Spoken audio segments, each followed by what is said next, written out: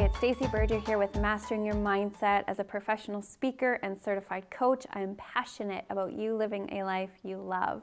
Today I'm sharing with you 3 tools to really help you be more comfortable and more confident when you're speaking in front of groups of people. And at the end of this video, I'll share a story with you as I really launched my speaking career.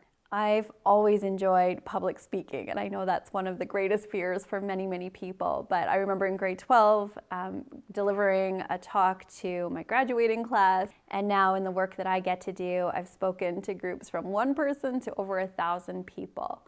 So the first tip is really before you even get up to speak. If you can take just a couple of minutes before you step onto that stage, before you're up in front of a group of people, and ground yourself. So what I mean by that is to go from your head into your body, into your heart. One of the easiest ways to do that is just to feel your feet on the ground. So just right now, if you can do that, take a breath and feel your feet on the ground. And most often when you do that, what you'll notice is you'll start to feel calmer. And then when you're on that stage, you can do this at any time as well. If you start to feel yourself get nervous, just take that breath, feel your feet on the ground. Nobody else will know, but it'll help you to calm down. My second tip to you is less is more. Oftentimes when we have so much content that we want to communicate to our audience, the tendency is to want to over-deliver. And if you can imagine going and working out with a personal trainer and your first time to go see them, they gave you 100 different exercises. You go into overwhelm, chances are you won't remember any of it and you won't do anything with that.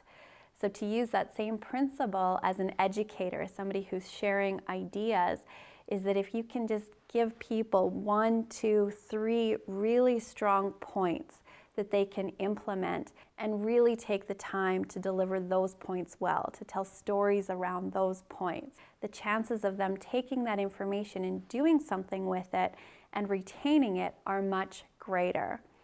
And the third tip is to remember it's not about you. Oftentimes we get in front of a camera, we get in front of a group of people, and we're worried about us. What are they going to think of me? What if I mess up? What if I forget my lines? Remember, you're there in service of your audience. You're there to share something with them, to educate them, to inspire them, to motivate them, to teach them. And so when you take the attention off of you and really put your attention back on your audience, what would you love them to leave with? How do you want them to feel? It'll help you to relax and to really connect with that audience, which is so important. So when I was first certified as a coach, one of my dreams was to really get in front of people and share some inspiration, share some motivation, to really encourage them to get out and live a life they love.